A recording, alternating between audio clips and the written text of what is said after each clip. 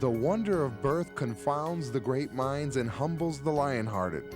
The phenomenon is the climax to a 9-month-long drama.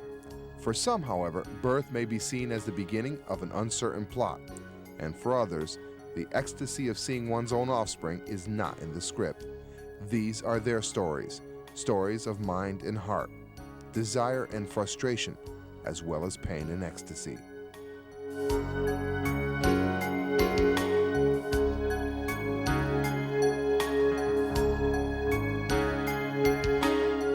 All too often, we're forced to take on the issues of pregnancy at an early age.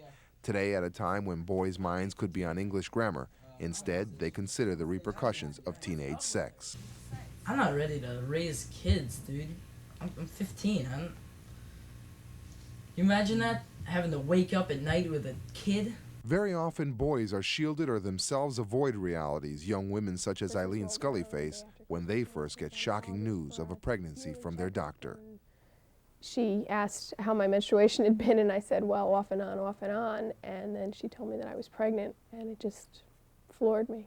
Would you stay with the girl behind her 100%? Yeah, I just feel like it. I feel like I have to, because you can't do that to like another person. It's just you can't. You can't.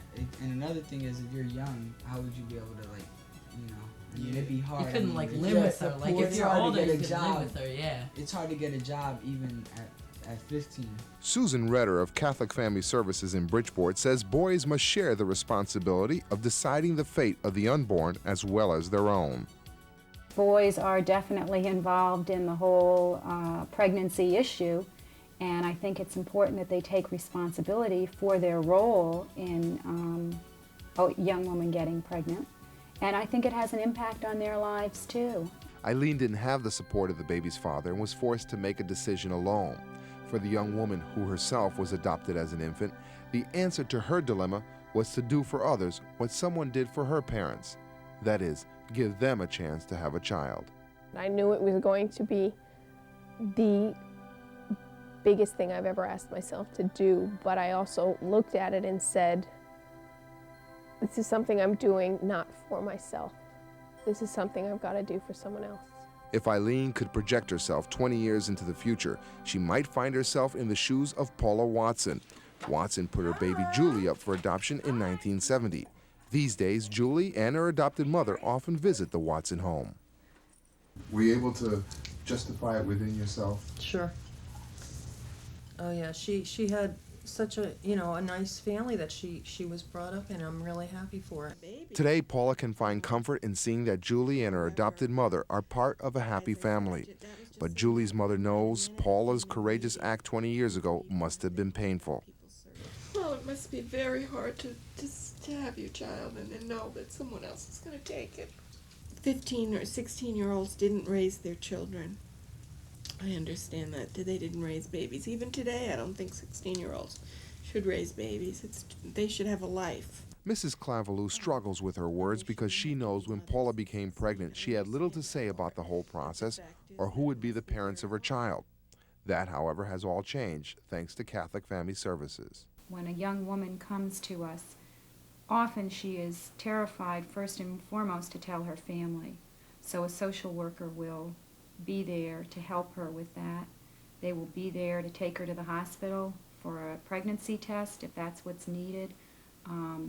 They'll do just about anything that she needs to have done to make the situation easier for her.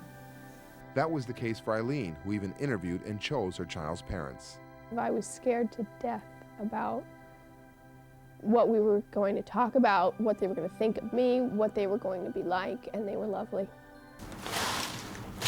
This leaves or pine needles? Pine needles. Oh, you silly guy. Chris and Maris Bogan may as well be the people Eileen is talking about because they too were interviewed and eventually adopted a teenager's baby. She was, I think, torn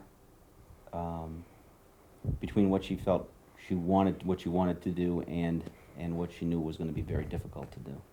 And we always felt that she handled that pretty well. I think what struck me most was her maturity for her age. The kind of love that she had for Michael, and that she could do this was incredible for me it's the most incredible act of love I've ever witnessed in my life, and I don't think I'll see it again like that. They needed a child. They really wanted this, and they really talked about that very openly with me. And that's what I think put me over to the other side and said, I can trust these people with this. I can trust these people, and I trust the agency, and I can really do this. Eileen's clear thinking and decisive action cannot, however, mask the pain associated with difficult decisions. I think the big thing that I kept telling myself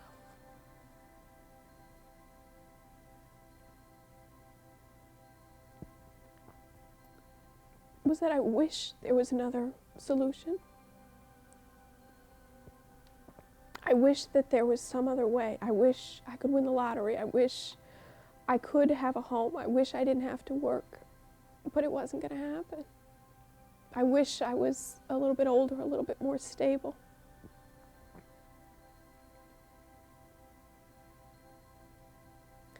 There just wasn't any way that was going to happen. Eileen's pain finds consolation in what she has done for the new family. These people would probably never have that chance again.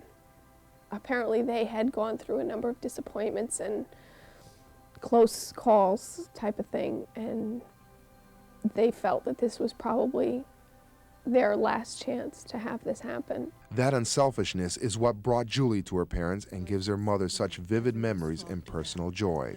She was so fat because she was 10 pounds. No, Was her it was 9'1". Yeah. And Yeah. by the time we got her, she was over 10 pounds, and she was huge. She was so fat. But she was the easiest baby. Today, adoption is so common that even these young men relate to the adoption option. I mean, I know my cousin who's adopted. She wanted to meet her parents one time, but I'm not sure if she ever did. I haven't talked with her in a while. But she said that I'm sure she loves her father right now, that's my uncle, and she enjoys herself where she is now. She feels better off there. We thank you, Lord, for being together again on this day, and for having Steve and Robin back from London, and for Betsy and all our blessings. Amen. Amen. The Reese family always prays before meals to thank God for all 8 children, including Betsy, the youngest in the family. I guess I don't exactly understand why, after having 4 boys and 3 girls, you would want another child. I'm grateful that you did, but it's beyond me, because I know that I would never do it. I think 7 is enough, but... Well, you know, the old joke we always had, we had to even out the bedrooms. Yeah. Well, we just felt it was, we had room in our house and in our family to take care of another child, to find someone that needed loving and caring. In what many call the most difficult of the adoption circumstances, a biracial adoption, Betsy and her family share only pleasant memories. I remember going as a family places, and and people would ask Mom, black baby, what's with the black baby? We adopted her, she's a special one. People just dote over you, and you were... Well, I was definitely spoiled with love and attention. Right. But I never thought that was because I was adopted. I mean, nobody made me feel different because I was adopted. It was your marvelous personality. Of course. Your sweet smile. Of course. It was me. Experiences like Betsy's are becoming more and more common, but curiosity about the adopted continues.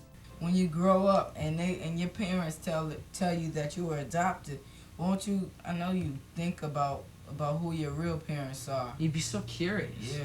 I always remember, from my earliest memory, wanting to find her.